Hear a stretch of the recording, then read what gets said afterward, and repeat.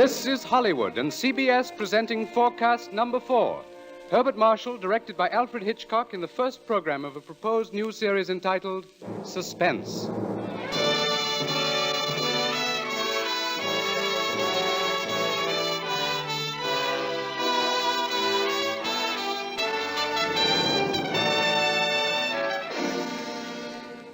Tonight's Forecast program, ladies and gentlemen, represents the ideal form of collaboration.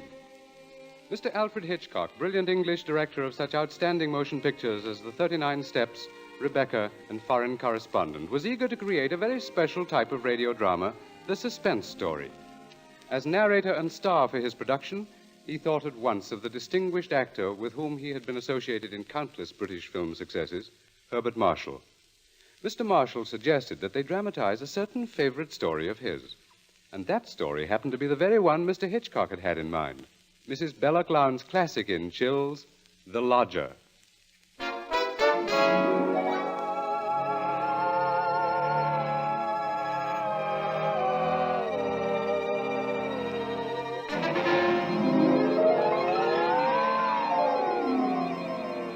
The Lodger is a work of fiction which springs from recorded fact.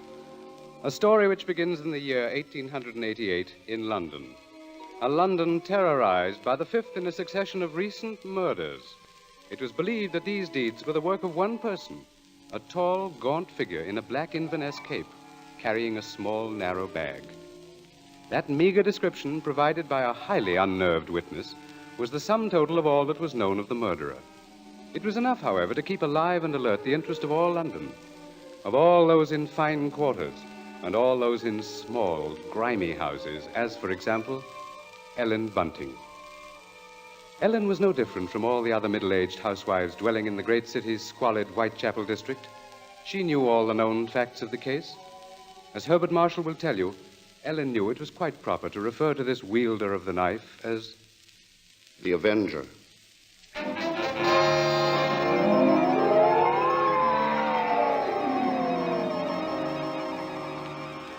Of course, Ellen Bunting was far more concerned with her personal problems than with thoughts of the Avenger. Yet the case of that strange, elusive killer quite often forced all other matters from her mind. There was that mad, meaningless scheme he seemed to follow. All his victims, for example, had been women. All had been young, attractive, and, oddly enough, blonde. But Ellen could no more understand the motive for his brutal slashings than could the police. This night, she and her husband, Robert Bunting, sat before their fireplace reading the newspaper account of the latest murder. The Avenger had struck again.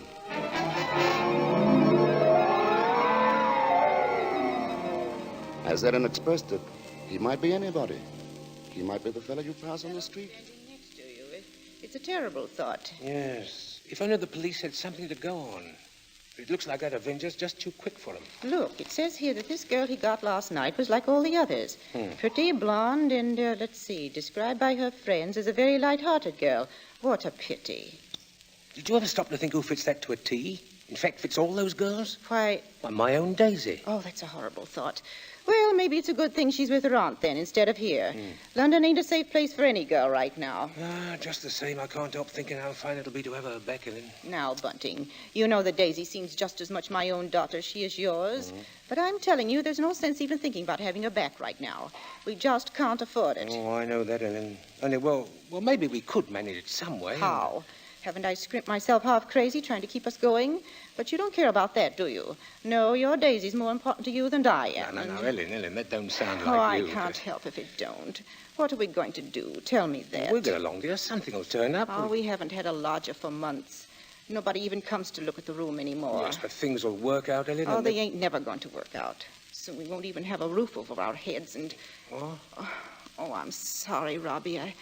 I didn't mean to take on so... Oh, I know, dear, I know. It's all right. Oh, I didn't think it. It's just that I've been so worried. Well, don't you go worrying another second, old girl. Why, first thing you know, you won't be pretty anymore. You'll have your face all wrinkled and Now, see Now, here, come on, Bunting. now, let's see a smile. Come on, just have one smile. Leave me just alone. one I smile won't. like you used to, I'll eh? be done with you. Who do you suppose that could be? Awful late for visitors. Bunting, do you think it could be somebody looking for rooms? Well, it might be. Want me to go to the door? No, I'll go. You just stay here. Yes, all right. Now, be sure you get a good look at Louise before you let them in, dear. Oh, I'm coming. Oh, I do hope it's... Yes, sir? Is it not true that you let lodgings? Yes, sir. Won't you come in, sir? Thank you. Could I take your cape, sir? There's no need. Now, I'm looking for a quiet room. It must be quiet. Oh, we have that, sir. Above all, our house is quiet. Your bag, sir. May I take it? No, I'll hold it. You'll be so good as to show me the room, please. Oh, yes, sir. It's right up these stairs, sir. This way. Thank you. You see, sir, there's just my husband and me here, and we're ever so quiet, and I'm sure you'll find this room to your liking, sir. Here we are. Now, I'll just light the gas. There. Mm-hmm. Very good. It is pleasant, isn't it, sir? And there's not many rooms with such pretty pictures, are there now? We've had them in the family for years, sir, and... Pictures interest me very little. You see, what really impresses me about the room is the very simplicity of it, the bareness. Yes, sir. It's not at all crowded, is it? It will be quite suitable, Mrs. Bunting's. Mrs. Bunting. You see, I do a great deal of studying in my book here, the Holy Bible. Yes, sir. Please, sir, let me help with your luggage. No, don't touch it. Oh, but I only wish to... Oh, you only wish to help, of course. You must forgive me, Mrs. Bunting. It's just that I'm so very weary. Of course, sir. He bringeth them to their desired haven. Beautiful words, Mrs. Bunting. Indeed they are, sir. And now at last I have found my haven of rest. Yes, sir. Then you'll be taking the room. Let us see now. What are you going to charge me? With attendance, mind. I shall be staying in most of the time, and I shall be wanting meals. Oh, we can see to that, sir. Then does 30 shillings a week suit you? 30... Why, yes, sir. Yes, sir, that will be quite all right. Good, and I shall pay you in advance. My name is Sleuth, Mrs. Bunting. Mr. Sleuth. Sleuth. Think of a hound, Mrs. Bunting, and you'll never forget my name. 23, 4, 30 shillings. Thank you, sir. And I think I should enjoy a little light supper now, Mrs. Bunting. A little bread and butter, perhaps. Could you arrange that? Oh, certainly, sir. I'll do that now. And if you'd be requiring any beer or spirits... Certainly not. Oh, sir. What did I say? I thought you understood me, Mrs. Bunting, and I had hoped that you and your husband were abstainers. But we are, sir. We don't keep nothing about. I would have had to go out and... Of course. Oh, I'm sorry, Mrs. Bunting. I fear I spoke sharply. I don't wish you to think me rude. After all, you've been so kind, considerate. I hope I know a gentleman when I see one. Thank you very much. Now, I'll just hurry with your supper.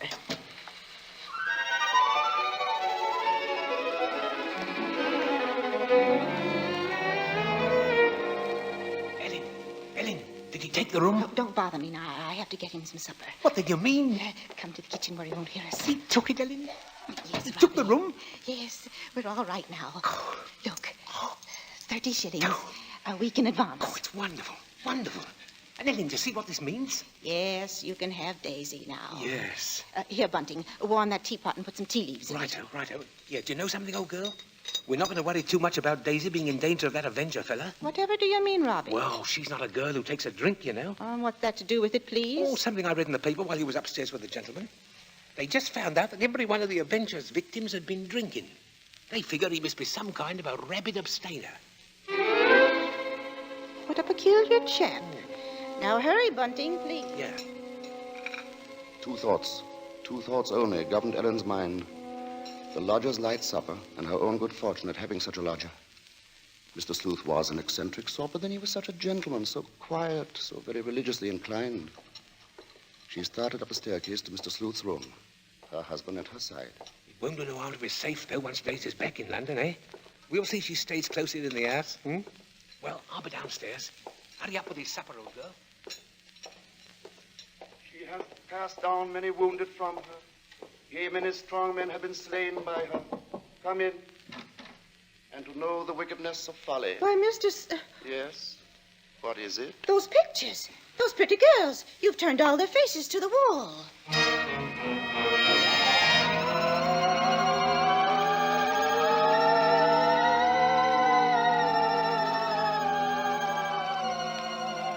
And that maneuver, that strange action, was the beginning of Ellen's concern. Soon there came to her a recollection of the black Inverness cape, the small, narrow bag, the urgent matter of alcoholic drink.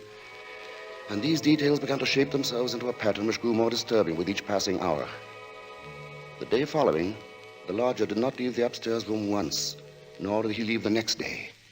And the oddness of this took its place in the pattern. Then, too, the approaching arrival of Daisy, her stepdaughter, added to her concern. On the second night, her sleep was restless with vague, horrifying images. And so when she heard the first stealthy footsteps outside her bedroom, she was instantly awake. Tensely, she followed those steps down the stairs, down the hallway. She heard the front door open and then click shut.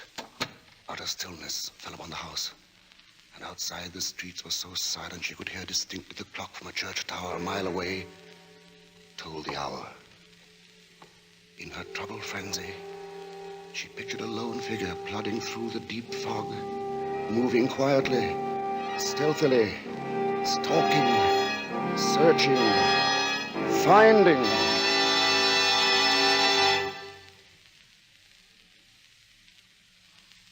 When, soon after she heard the lodger return, she sought to quiet the horrible dread which had possessed her.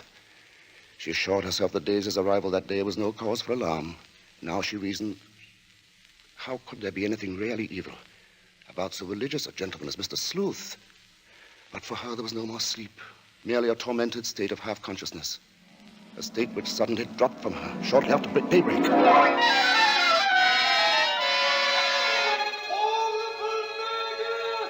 Horrible murder. That was the piercing scream of a newsboy far down the street. The Avenger strikes during night! Ellen Bunting heard the boy cry out the Avenger's latest stroke, made during the night.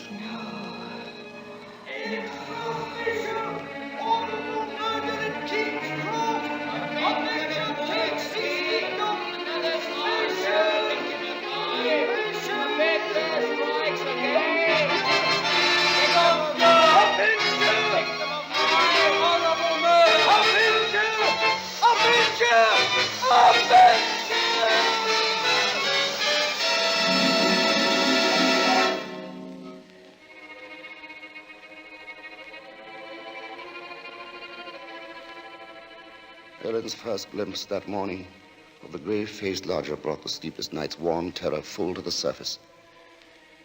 But on the next instant, she saw the pitiable, helpless weariness in his eyes, and curiously the terror began to pass. She found that she was hoping desperately that her fears were unfounded. Earlier, she had determined to tell Bunting of the awful convictions in her mind. Now, however, she felt she must be certain before she spoke to a soul. She knew there was one thing she must examine. That was the lodger's single piece of luggage. She'd thought of it often. What could it hold? Not much in the way of clothing, surely. It was too small, too narrow. It was more like a case. A case for a knife. It was along toward noon that Ellen found her opportunity to search the lodger's room. Soon after Bunting left to meet Daisy, Mr. Sleuth himself walked from the house. Ellen watched the tall, thin figure in the black Inverness cape disappear down the street, and then she rushed upstairs, into the room. Quickly, she moved to the closet. It was no different from what it had always been, utterly empty. She found nothing under the bed. She went then to the chest of drawers against the wall. She opened the top drawer and found inside nothing but a frayed shirt, 2 handkerchiefs. The next drawer, underclothes, socks. The next empty. There remained then only one possible place for the small, narrow bag, the bottom drawer, and it was locked. Tugging at the drawer, she heard suddenly the opening of the front door downstairs. Panic-stricken, she rushed out of the room and down the hall to the head of the stairs. Upstairs, Ellen? Ellen, Daisy's here.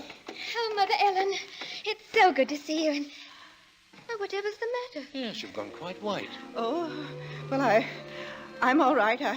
I wasn't expecting you so soon. Oh, you don't know how fine it is to be back, Mother Ellen. Oh, the country's all right in its way, but there's nothing like London now, is there? No, there isn't. But as long as that Avenger's about, I can see we're going to have to do something about these blonde locks, eh, Ellen? Oh, don't worry about that. I'll dye 'em maybe, or just pin 'em under my hat. Daisy, I might as well get you settled. Oh, now, Father, isn't that just like her? She's straight to the point, and no fuss. Why, I'll bet a sixpence you'll have a dust cloth in your hand before you've got your coat off. Mr. Sleuth. Mrs. Bunting, I see my door is open. Oh, we were just leaving, so we... Does this mean that all of you have been in my room? Oh, not at all, sir. What must I do? Keep it locked? But you see, sir, I was just tidying up a bit, and Mr. Bunting, he brought his daughter up, sir. She just arrived. This is Daisy, sir. Pleased to meet you, sir. She's been away for quite a long while, you see, Mr. Sleuth, and that's why we're a bit excited, you might Yes, think. you must have been surprised when you came in, hearing us laughing and carrying on that way. Yes, I must say I was. However, Miss Daisy, there are all types of joy, are there not? Yes, I'm sure there are. The despicable evil joy of the abandoned and the divine happiness of the blessed. A vast difference, that. You do understand me, don't you? Why, yes, sir. Yes, Mr. Sleuth. I devoutly hope so, Miss Daisy. Nowadays, there are so very few young women like yourself who do. In fact, I all but despaired ever of finding one. If you'll excuse us now, sir, we'll be getting Daisy's things put away. Of course, Mrs. Bunting, and I must get into my room. Believe me, Miss Daisy, it's been a revelation to meet you. Oh, thank you, sir. I'm sure we shall have much to discuss. He's a queer one, all right. But such a gentleman, isn't he?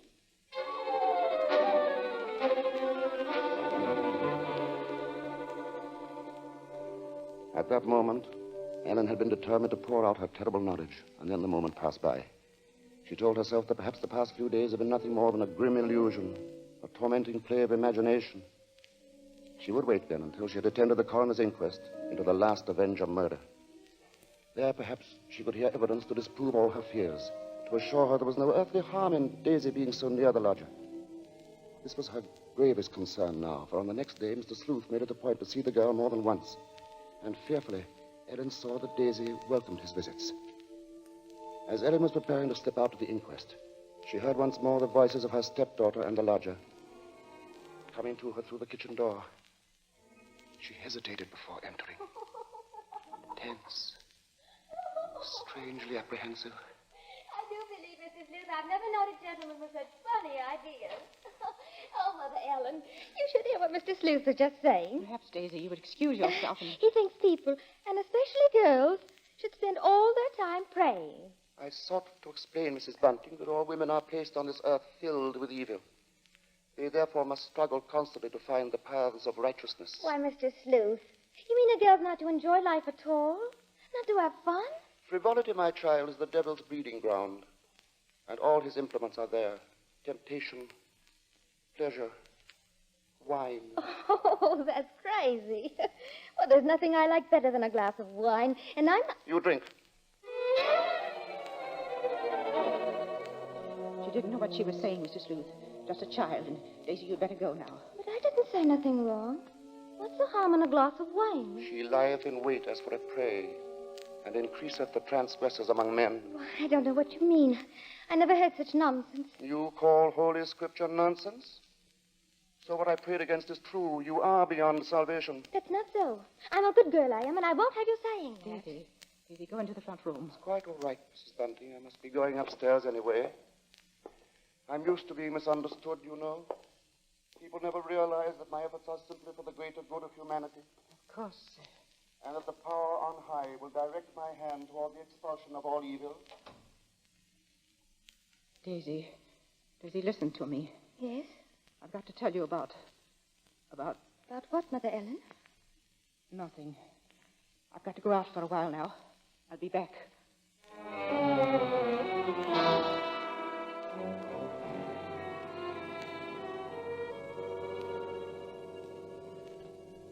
The moment to reveal the secret horror had come again and passed. Ellen's sudden recollection of Mr. Sleuth as he stood in the doorway had overwhelmed her. She must give him this last chance, this last frantic search for disproving evidence, this trip to the inquest. If that chance should fail, then she would tell Bunting or the police. So with the knowledge that Bunting was left in the house to look after Daisy, she boarded the underground train bound for the coroner's court. But as the train pulled away from the station, a new torture came to her, began to mount in her mind. It was the sudden realization that provided Sleuth was the murderer, she was equally responsible for his crimes. She had been giving him protection. If anything should happen to Daisy, she would be equally guilty. Fully as guilty as the Avenger.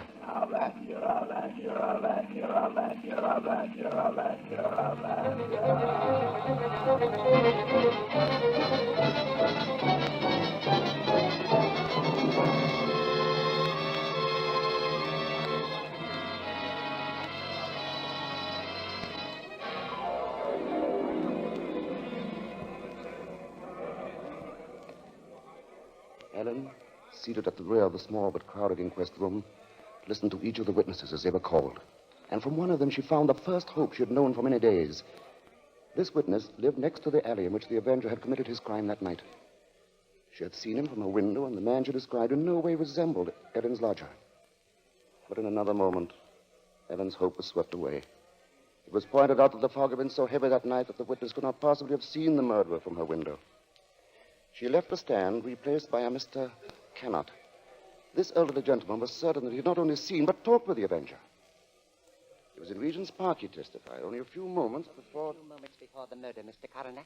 When I saw him, he was quite a tall man, very gaunt-looking, and carrying a handbag. A handbag, you say? Yes, a small, narrow one. Just such a bag, I might add, as might contain a knife. As Ellen heard these words, the tension which had been mounting up within her became almost unbearable. Rigid with horror, she gripped the arms of her chair. She heard the coroner. I shall have to ask for more order in the court. And now, Mr. Cannot, I understand you heard this man speak. Oh, yes. He had a rather high, hesitating voice. An educated man, I would judge, but quite mad. What do you mean by that? Well, as he emerged from the fog, he was talking aloud to himself. Believe me, sir, he was reciting scriptures from the Bible.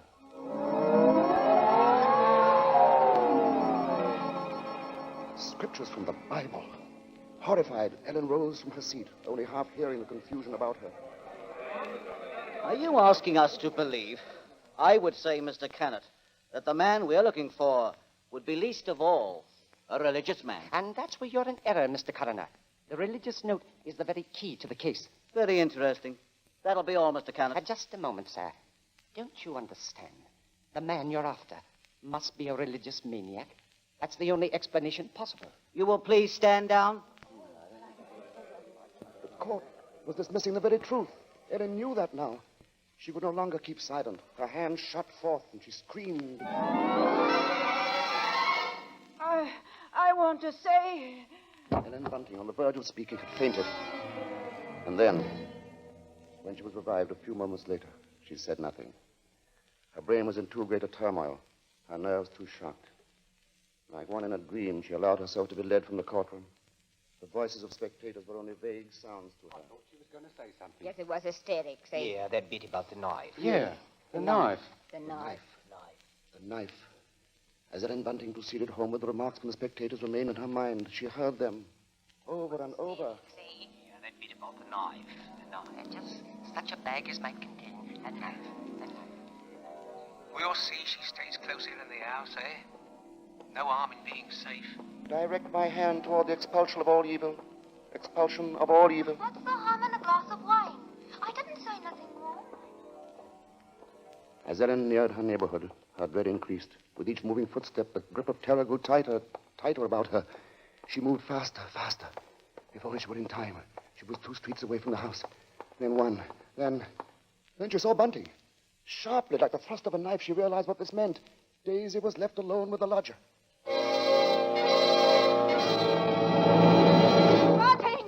Bunting! Yes, Ellen? What is it? Oh, Bunting, tell me, Bunting. Where's Daisy? Where is she? I say, where? Why, at home. Oh, listen to me. Try to understand. Sleuth is the Avenger. What are you saying? Our lodger. He's the Avenger, Bunting. Oh, but there's no time for that. Daisy's in danger. Hurry! Hurry! Yes. Daisy! Daisy!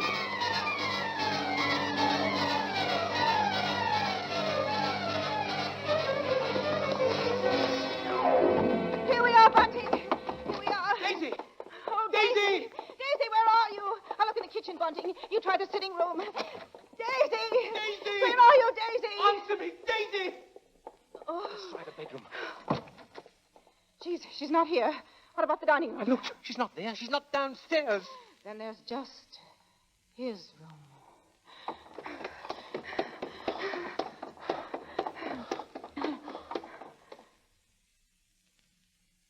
Go on. Open the door.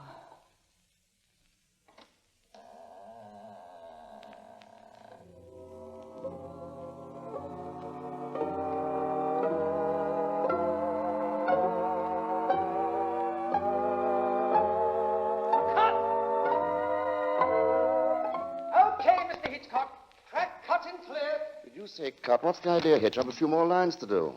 As Mr. Marshall, the narrator, you have. Not as Mr. Sleuth, the lodger. Hitch, you can't stop the play right here. It isn't fair, you know. Why isn't it, Bart?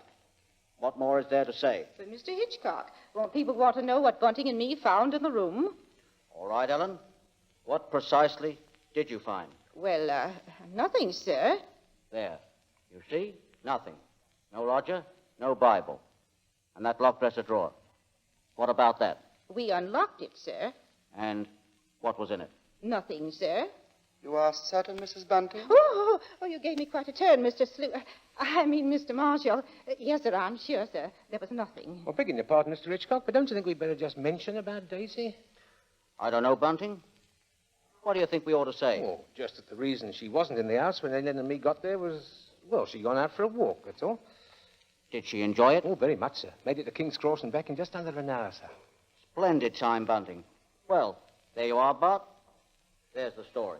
Now, wait a minute, Mr. Hitchcock. You can't do that. That's not the story. Of course it's not. Now, look here, Hitch. Here's the fellow who composed and conducted all our music, Wilbur Hatch. He wants to know about this, too. Everybody does. All right, Bart. What is it they want to know?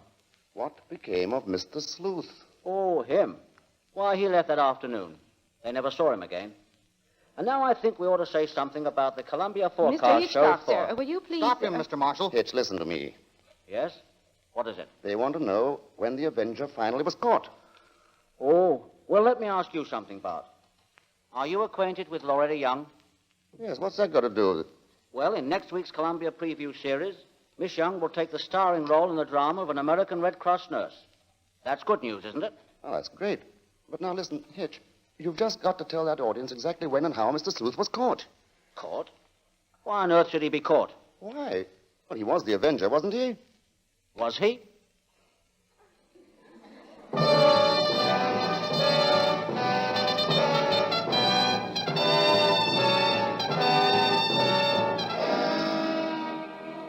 Your guess, gentle listener, is as good as ours. Even Mrs. Belloc Lowndes, who wrote the novel, isn't entirely sure. For his masterful direction, our thanks to Alfred Hitchcock, whose latest pictures are David O. Selznick's Rebecca and Walter Wanger's Foreign Correspondent. For his superb characterization of Mr. Sleuth, our thanks to Herbert Marshall. And our thanks to the outstanding British character actor who tonight portrayed the role of Bunting, Edmund Gwenn. If you liked tonight's program and want to hear more in the same highly original Hitchcock vein, radio versions of The Lady Vanishes and The 39 Steps, for example, write to CBS and tell us so. Your interest will help bring Suspense to the air as a weekly feature.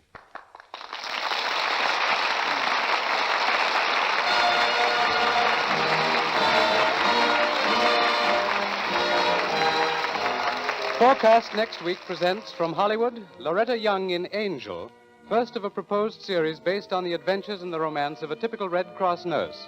From New York, a new sort of comedy show, Ed Gardner as Archie in Duffy's Tavern, with Gertrude Neeson, Colonel Stoopnagle, Larry Adler, and John Kirby's orchestra. Don't miss Forecast at this hour next week.